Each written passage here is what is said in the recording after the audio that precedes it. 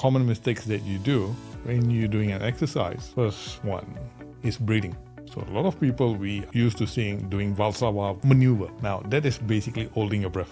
Now people get so obsessed with doing an exercise that they don't actually breathe. Now you're supposed to exhale out when you exert force, and you're basically supposed to do the inhaling on the reverse.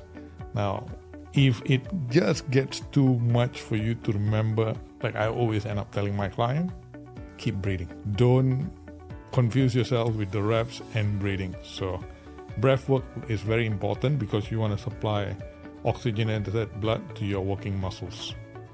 Number 2, feeling the muscle. When you do a particular exercise, you need to make sure you feel the muscle. Now, it defeats if you're doing a squat and you feel it in your chest. I have seen people more so with injuries or tightness that they feel in areas which they're not supposed to. And it's my job to make sure that then basically you feel it in the proper assigned muscle, either the agonist or antagonist. So it really depends. Agonist is basically the working muscle. Sometimes you do feel it in the antagonist, which is literally the back. So your agonist is your biceps, your antagonist is your triceps. Now, number 3, warm up. People tend to forget to do warm up, even 5 minutes. That's something which is very crucial, especially when you get older. Now, your blood needs to start pumping gradually, as well as your joints need to relax and get accustomed to the workout. It's more like a prep work. It's the same as when you're cooking. You need to prep work before you cook. You can't just dump everything into the frying pan and cook, right? So the same thing. Do about 5 minutes warm up. It can comprise of basically you doing slow walk, a light jog, and then a bit of stretches, and then you should proceed on to your main workout. Number 4, hydration. People tend to forget to drink water. Now, most people don't drink enough, and when we do to see how much water they have, the human body is supposed to have more closer to 60%. The best I've seen is 50-ish. Most people are in the 40-ish.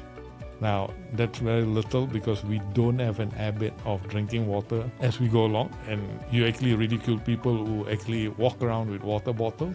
It's actually a very good habit.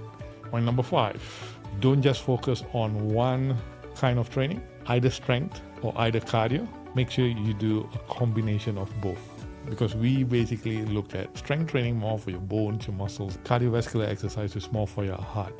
Now, someone can just be running and running. The heart is very good and strong. Resting heart rate is very low. But in terms of strength, they may not be there. If in the event of a fall or something as they get older, they could have a fracture. So again, I'm gonna say the reverse for someone who just weight trains. They then have issues with their cardiac. Now again, you don't want a cardiac arrest or basically blockages in your arteries now. That's why you actually sort of push how much cardio you're doing. I'm not asking you to do every time, but incorporate it so that it becomes more of a balanced program, and they'll actually do you good in the long run.